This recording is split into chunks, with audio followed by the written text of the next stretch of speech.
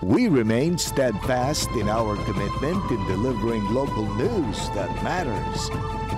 Stories that inspire. Enriching the lives of Filipinos in the Philippines and across the globe. This is your GMA Regional TV. Buong puso para sa Pilipino. Ito ang inyong Regional TV News. Magandang araw, ito ang inyong Regional TV News. Hatid namin ang mga pinakamalaki at pinakahuling balita. Mula sa Visayas, ako po si Cecil Kibod Castro. Mula rito sa Mindanao, ako po si Sara Hilomen Velasco. At mula naman dito sa Luzon, ako po si Chris Zuniga. Mahigit 600 individual ang apektado ng pagbaha sa ilang lugar sa Davao Region, Surigao del Sur at Agusan del Sur, bunsod ng pagulan na dala ng shearline kahapon. Narito ang report ni Kent Abrigana ng GMA Regional TV 1 Mindanao. Halos umabot na sa bubong ng ilang kabahayan sa Compostela, Davao de Oro ang antas ng baha sa bayan. Bunsod ng magdamagang pag-ulan dala ng shearline Lunes ng gabi. Kaya ang ilang residente, lumalangoy na lang dahil sa lagpas taong baha. Hindi rin nakaligtas maging ang mga alagang baboy na nalunod sa baha. Pero may ibang residente na pinili pa rin maiwan sa kanilang mga bahay, habang ang iba naman ay sa barangay gym pansamantalang nanunuluyan. Si Tatay Rolando, siniguro na ligtas ang kanyang mga alagang aso matapos umapaw ang tubig sa sapa. Aliso kayo sir oy. Nga inani nga. Succession nga sila panahon sa baha ito sig bakwit. Sa bayan naman ng Monte Vista, nalubog na sa baha ang palayang ito. Ang mga residente naman, isinakay na lang sa motorbangka para ma-rescue. Alas 3 man sa kabuntago na ano. Nagsugod niya, wala may nakagawas. Kaya dalom naman. Sa bayan ng Mawab, nagsagawa naman ng rescue operation ng MDRRMO Mawab sa barangay Poblasyon, Andili at Sawangan. Umabot sa 38 na pamilya o 143 na individual ang inilika sa barangay Poblasyon. Samantala, nasa 27 na pamilya naman o 107 na individual ang nanunuluyan sa Wilson Condes Elementary School. Sa Tagum City sa Davao del Norte, gumuho ang bahaging ito ng main road sa Purok Lemon, Barangay Pandapan na nagdurugtong papuntang downtown area. Gumuho rin ang bahagi ng San Pedro Bridge sa Caraga, Davao Oriental. Bunsod nito, na-isolate ang mga sityo ng Tubod, Pakahon, Katigod at Boa. Sa Davao City, ilang residente naman ang binaha dahil sa malakas na buhos ng ulan. Sa Purok 5, Barangay San Isidro, Bunawan District, nalubog sa baha ang ilang kalsada. Binaha rin ang ilang lugar sa Bislig City sa Surigao del Sur nang umapaw ang tubig sa ilog, partikular na sa Barangay Tabon. Kaya agad lumikas ang mga residente. Kinaumagahan, hindi pa rin humuhupa ang baha bunsod ng tuloy-tuloy na pag-ulan. Agad namang nagsagawa ng clearing operation ng mga otoridad upang hindi na maipon ang mga debris sa ilalim ng tulay. Sa inisyal na bilang, hindi bababa sa 200 individual ang inilikas. Sa Agusan del Sur, nagmistulang dagat na ang lugar na ito sa barangay San Jose sa Santa Josefa dahil sa taas ng baha. Sa inisyal na datos ng MDRRMO Santa Josefa, nasa 50 individual ang inilika sa evacuation center. 3 barangay naman na malapit sa ilog ang apektado sa pagbaha sa naturang bayan. Mula sa GMA Regional TV 1 Mindanao, Kent Abrigana, nagbabalita para sa GMA Integrated News. Deep wells at water sources ng Baguio Water District isa sa ilalim din sa virological testing. Narito ang report ni Jasmine Gabriel Galban ng GMA Regional TV 1 North Central Luzon. Negatibo sa E. coli ang mga deep well at water sources ng Baguio Water District na isinailalim sa water testing. Pero para makasigurado at tuluyang maalis ang agam-agam na kontaminado ang tubig mula sa BWD, isa sa ilalim na rin ang mga sample sa virological testing ng Research Institute for Tropical Medicine. Ito'y para makita kung positibo o negatibo sa virus ang tubig. Itong mga samples na ito ay pinadala rin sa RITM para sa parallel testing to make sure na free ito sa virus talaga. Para ipakita sa publikong malinis ang tubig mula sa Water District, uminom ng tubig mula sa kanilang mga tubo ang mga opisyal ng BWD. Para patunayan na potable ang tubig natin, iinumin namin buong Baguio ito. Lahat kami nakakaalam. Lahat ng mga tao natin ngayon i-video natin yan. Samantala, mahigpit ang monitoring ng LGU, katuwang ang DTI sa presyo ng mga ibinibentang bottled water sa Baguio City. Kasabay ng pagtaas ng demand sa bottled water, wala umanong pagtaas sa presyo nito. Mahaharap sa kaukulang reklamo ang sinumang negosyante na mapatunayang nananamantala sa presyo ng bottled water. Mula sa GMA Regional TV 1 North Central Luzon, Jasmine Gabriel Galban, nagbabalita para sa GMA Integrated News.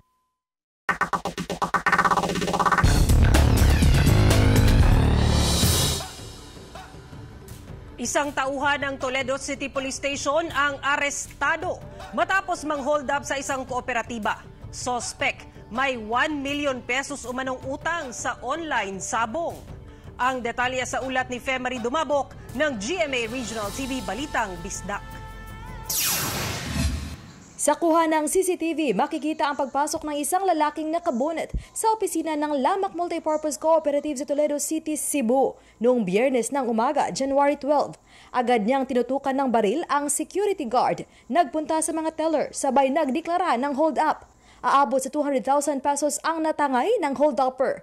Makikita sa CCTV na tumatakas ang hold-upper sakay ng isang motorsiklo. At sa tulong ng CCTV footage, agad natukoy ang pagkakakilanlan ng suspect na kinilalang si Jmar Ezekiel, isang pulis. Si Patrolman Ezekiel ay nakadestino sa Toledo City Police Station. Ayon sa opisyal ng pulisya, agad nilang na-recover ang ginamit ng motorsiklo at dito nakuha nila ang mga importanteng dokumento. Nakakuha tayo ng mga dokumento ron na nag-identify sa kanya. Una na yun yung part of his issued firearm. Na-recover mula sa suspect ang 36,000 pesos. Ito na lang ang naiwan sa kabuuang natangay niya. Ayon kay Police Lieutenant Colonel Salvatierra, inamin umano sa kanya ng suspect ang krimen at nagawa niya daw ito dahil sa mahigit kumulang 1 million pesos niyang utang sa online sabong.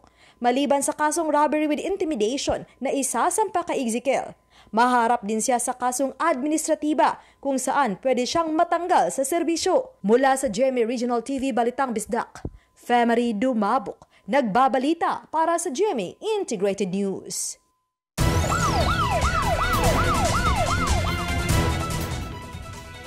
Patay ang 22 anyos na babae matapos na pagbabarilin habang nasa kanilang piggery farm sa Bantay, Ilocos Sur. Makibalita tayo kay Ivy Hernando ng GMA Regional TV 1 North Central Luzon. Patay matapos pagbabarilin ng mga hindi pa nakikilalang salarin ang 22 anyos na si Berna Sheila Paak, residente ng Barangay San Mariano, Bantay, Ilocos Sur. Isang tama ng bala sa dibdib at 3 sa tiyan ang tinamo ng biktima mula sa pinaniniwalaang kalibre 45 na baril. Walang saksi sa pamamaril pero may mga nakarinig umano ng putok ng baril sa lugar. Yun pa yung inaalam natin, ma'am, yung witnesses natin dahil malalayo naman yung bahay po doon.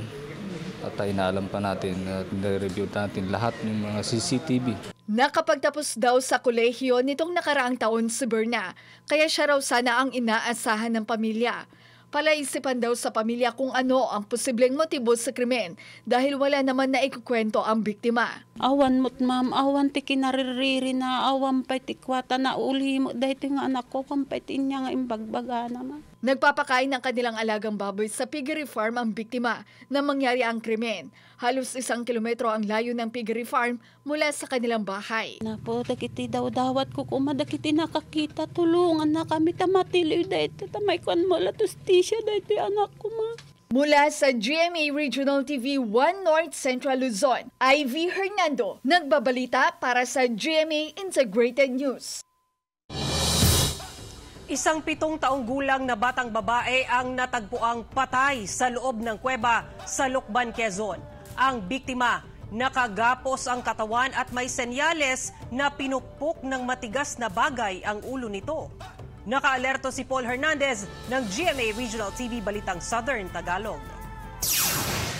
Formal nang sinampahan ng kaso ang 33 anyos na suspect sa umano'y pagpatay sa 7 taong gulang na batang babaeng si Lily, hindi tunay na pangalan. Natagpuan ng biktimang tinabunan ng mga bato sa loob ng isang kuweba sa Barangay Palola, Lokban, Quezon umaga nitong linggo. Ayon sa pulisya, nakagapos ang katawan nito at may busal sa bibig. May senyalis din na pinukpok ng matigas na bagay ang ulo ng bata. Hinihinalang ginahasa rin ng biktima. Ang tinitingnan namin is yung parang may pukpok siya sa ulo, Okay. then yung strangulation. But hindi pa namin masyadong confirm kasi wala pa yung result ng autopsy. Bago ang insidente, huli raw nakita ang batang si Lily na naglalaro sa kanilang lugar. Nag-worry na yung magulang niya kasi very unusual kasi past 10 na, hindi pa rin umuwi itong anak nila. Sa pag-iimbestiga, natukoy ang suspect dahil sa naiwang damit at sombrero niya sa crime scene. Ang nasa likod ng krimen, kapitbahay lang daw ng biktima.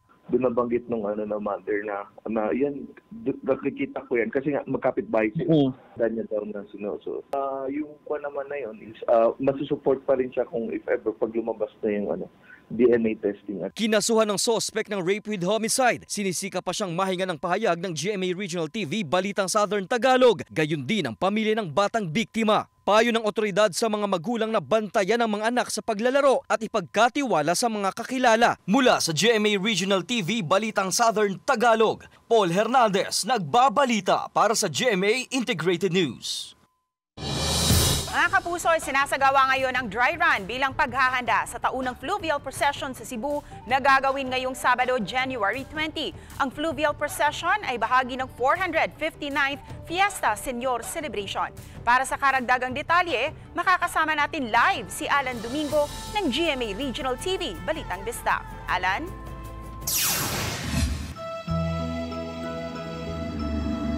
Pit Senyor Ses, alas 7:56 sinimulan ang dry run sa panguna ng pari ng Basilica Minori del Santo Niño.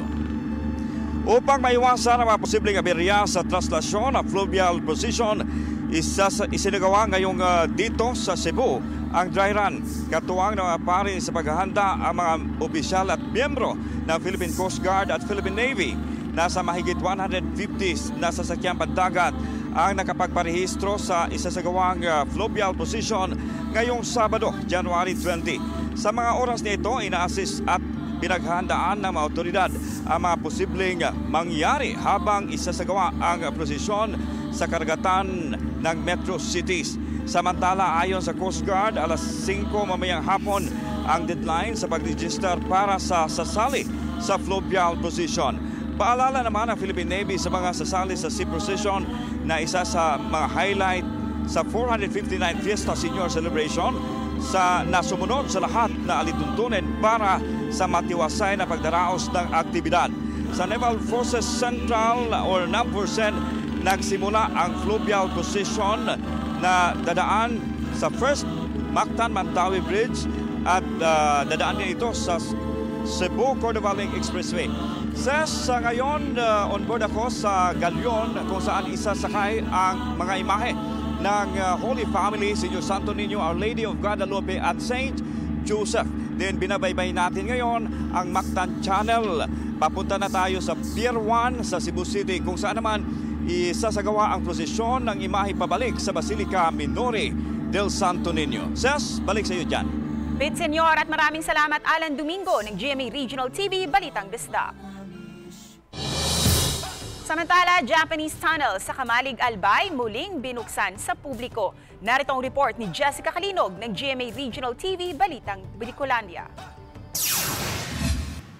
Matapos isara noong kasagsagan ng pandemya, muling binuksan sa publiko ang itinuturing na makasaysayang Japanese tunnel sa Quitinan Hill sa bayan ng Kamalig Albay. Sa muling pagbubukas nito, may nakatayo ng Visitors Information Center at sementado na ang pathway patungo sa tunnel. Napag-alaman na may kabuuang 28 lagusan ang tunnel sa naturang bulubunduking lugar. Pero 18 pa lamang dito ang nadidiskubre. Ang Quitinan Hill po, isa po sa pinakamataas na lugar sa Kamalig. Kumbaga kitang-kita po lahat, 360 degrees paikot ng Albay. Base sa kasaysayan ng naturang bayan, ang Quitinan Hill ang napili ng mga Japanese Army para gawing kampo noong World War II. Sa loob ng tunnel, makikita pa ang ibang orihinal na bahagi nito. at maging ang imbakan ng mga armas at silid-pahingahan ng mga opisyal. Dito sa area po at your right, makikita nyo parang quarters po siya. Quarters na ginamit ng high-ranking official during the war. Mula noong taong 1945, napreserba ang tunnel.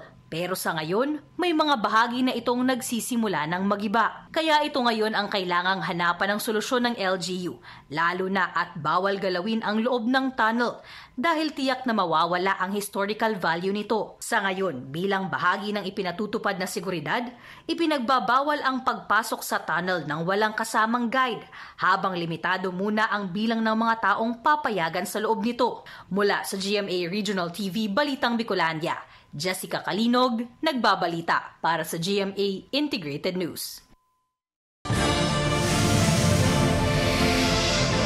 Ito ang inyong Regional TV News.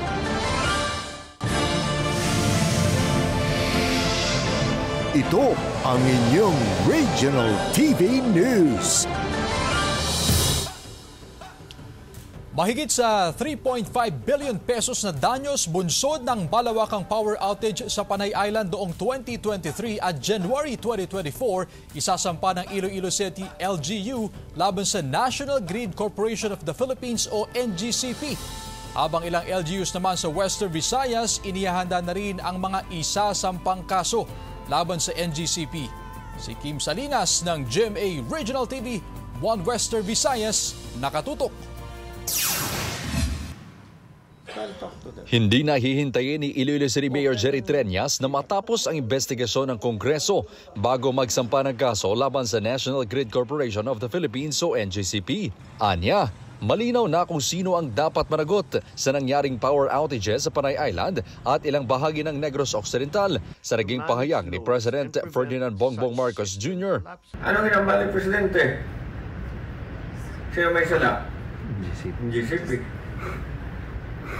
If the Senate and the Congress will come up with a finding which is different from that of the President and the DOE, then the Senate and the House should come up with their own Department of Energy. Dagdag pa ng alkalde na isang class suit ang plano nilang isampa. Kabilang na ang ilan pang LGU sa Western Visayas na apektado laban sa NGCP. Maliban sa 2 billion pesos na damages sa 4 na araw na power outage noong January 2 hanggang January 5, isasama rin ng Iloilo City LGU ang 1.5 billion pesos na epekto sa ekonomiya sa nangyaring 3 araw na power outage noong Abril 2023. Nakatakdang magpulong ngayong linggo sina Iloilo Governor Arthur Defensor Jr. at Iloilo City Mayor Jerry Treñas upang pag-usapan ang pagsasampa ng kaso laban sa NGCP. Sa ngayon, maliban kay Iloilo City Mayor Jerry Treñas at Iloilo Governor Defensor, may ilan pang local chief executive sa Western Visayas na balak rin na makiisa sa isasampang class suit laban sa NGCP. Sinubukan ng GMA Regional TV1 Western Visayas na makuha ang pahayag ng NGCP Lead Specialist Public Relations na si Regan Alcantara, pero hindi pa ito sumasagot sa tawag o text ng news team. Mula sa GMA Regional TV1 Western Visayas, Kim Salinas, nagbabalita para sa GMA Integrated News. Isang barko na may mga kargang semento ang lumubog sa karagatan na sakop ng Labason, Zamboanga del Norte. Samantala sa Upol, Misamis Oriental, isang barge na may kargang construction materials ang sumadsad naman sa baybayin ng naturang bayan. Narito ang report ni Krisa Dapitan ng GMA Regional TV 1 Mindanao. Pasado alas 12 ng tanghali nitong Lunes nang tuluyang lumubog ang MV Star Sabang sa karagatang sakop ng Bayangan Island sa Labason, Zamboanga del Norte. Ayon sa Philippine Coast Guard Zamboanga del Norte, linggo pa ng gabi nang tumawag ng rescue ang mga tripulante ng nasabing barko matapos itong tumagilid. Pagkagabi pa lang sa January 14, ma'am. Alas 7 sa gabi, ma'am, sa January 14. Nagtawag na ang master sa barko, ma'am, na naglisting sila, tumagilid na sila, ma'am. Nag-request na sila og rescue. Tungod po sa kakusog sa balod, ma'am, o sa hangin, maglisod og paduol lang atuang team gikan sa Coast Guard Substation Salog o LDR RMO. Agad namang na-rescue ang 13 tripulante na sakay ng barko bago ito tuluyang lumubog at nasa mabuti na silang kalagayan. Karga ng nasabing barko ang 170 tons na mga semento na mula pa raw sa Cebu City at papunta sana sa bayan ng Siocon, Zamboanga del Norte. Nagpapatuloy pa ang investigasyon ng Coast Guard Zamboanga del Norte hinggil sa insidente. Samantala, wala raw dapat ikabahala ang publiko dahil walang naitalang oil spill sa lugar ayon sa otoridad. Dili kinahanglan kabalakan ma'am tungod kay nakasil po tong mga tube, mga parts sa engine nga na mga oil ma'am. Naka-deploy po dito ato ang MEP group, Marine Environmental Group, Zamboanga del Norte for possible oil spill ma'am. Samantala, Martes ng umaga, ikinagulat naman ng mga residente ng Opol, Misamis Oriental ang isang malaking barge na sumadsad sa baybayin ng bayan. Ang barge na may kargang construction materials napadpad daw sa naturang lugar dahil sa malakas na alon at hangin mula dagat na epekto ng shear line. Nasa mahigit 50 meters na lang ay tatama na ang barge sa parking area ng isang floating restaurant sa lugar. Napag-alamang pagmamayari ng isang construction firm ang naturang barge na may ginagawang pagsasaayos sa pantalan ng Philippine Ports Authority. Ayon naman sa LGU ng Opol, nakipag-ugnayan na sila sa PPA, Maritime PNP at Coast Guard para matanggal ang barge sa lugar. Di lang kita mabalaka kay atong opisina nagatutok ani karong sitwasyon o ginautang according to the Coast Guard makaya raman po nila pagbira. Basta wala lay di lang magdaot ang panahon. Mula sa GMA Regional TV 1 Mindanao, Krisa Dapitan, nagbabalita para sa GMA Integrated News.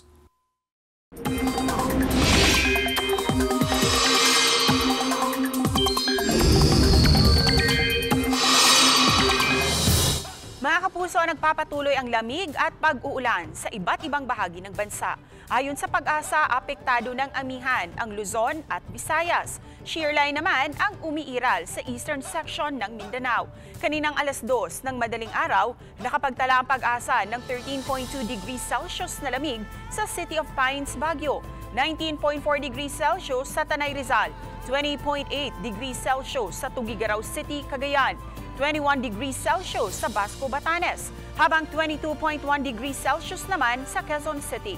Ngayong umaga, asahan ng pag-uulan sa ilang bahagi ng Northern Luzon, Aurora, Southern Luzon, Visayas, Caraga Region at Davao Region, base sa rainfall forecast ng Metro Weather. Pagsapit ng hapon, uulanin na ang ilan pang panig ng bansa, partikular na sa Mindanao. Posible din ang heavy to intense rain sa ilang lugar na maaaring magdulot ng baha o landslide. Dahil sa amihan, maalon at delikado ngayon na pumalaot ang maliliit na sasakyang pandagat sa mga dagat na sakop ng Cagayan Valley Region, Aurora at sa ilang baybayin ng Ilocos Norte, Quezon, Bicol Region, Samar at Leyte Provinces, Dinagat at Surigao Provinces kasama ang Siargao at Bukas Grande Islands.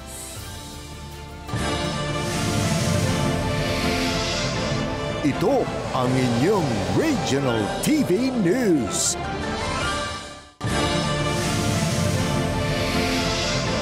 Ito ang inyong Regional TV News. Nabulilyaso ang sanay pagde-deliver ng nasa 700 piraso ng manok na nagkakahalaga ng 248,000 pesos sa Santa Cruz, Ilocos Sur.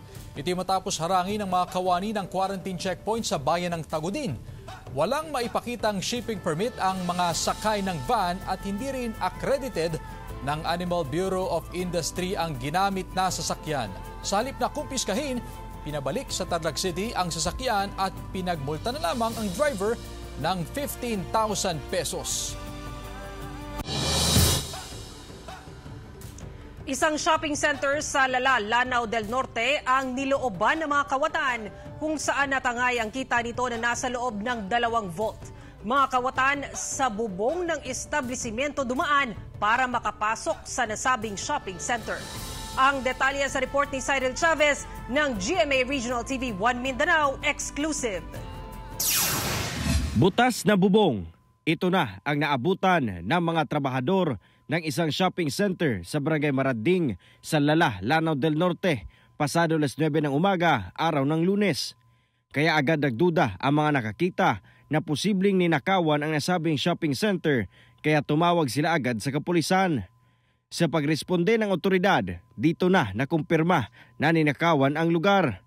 Napag-alaman na tinangay ng mga sospek ang kitang pera ng nasabing shopping center. Agad din na nakita ng otoridad ang sirang exit door na posibleng dinaanan ng mga sospek sa kanilang pagtakas. Sa makita nato sa CCTV no, nagkuha pa sila og ilahang gabit no sa hardware portion sa maong shopping center ug didto sila mao ilang gigamit sa paglungkab sa pag-abri sa maong vault. Patuloy pang inaalam ng kapulisan at management ng shopping center kung magkano ang perang nalimas na mga kawatan mula sa 2 vault na binuksan. 2 sospek ang nakita sa CCTV at pinaghahanap na ng kapulisan. Ngunit hindi pa inilabas ng kapulisan ang CCTV video dahil sa nagpapatuloy na investigasyon. Malaki ang paniniwala ng otoridad na posibleng inside job ang nasabing pagnanakaw. Sinubukan ng GMA Regional TV 1 Mindanao na makuha ang pahayag ng management ng nasabing shopping center. Ngunit tumanggi na silang magbigay pa ng pahayag. Patuloy ang investigasyon ng kapulisan sa insidente. Cyril Chavez, nagbabalita para sa GMA Integrated News. Kinoronahan na ang binibini ng Kalibo Ati-Atihan 2024. Sparkle Stars Martin Javier, Rocco Nasino at Andrea Torres naging bahagi ng Grand Coronation Night at nag-enjoy sa weaving experience sa Kalibo, Aklan. Si Kim Salinas ng GMA Regional TV 1 Western Visayas nakatutok. Mula sa production number, pagrampa, suot ang swimsuit, at makukulay at eleganteng evening gown. Ito ang 18 kandidata na nagpakitang gilas sa ABL Sports Complex sa Kalibo, Aklan para makuha ang korona bilang binibini ng Kalibo Ati-Atihan 2024. Kanya-kanya silang patalbogan sa beauty, wit, talent at charm na kinatawan ng iba't ibang bayan sa Aklan. Mas naging exciting pa ang gabi kasama si Kapuso Martin Javier bilang host. Si Kapuso actress Andrea Torres ang isa naman sa mga nagsilbing judge. Hindi lang sa kanilang pambatong kandidata nagtilian ng audience kundi maging kay Kapuso actor Rocco Nasino na nangharana at napakilig sa mga kandidata at audience.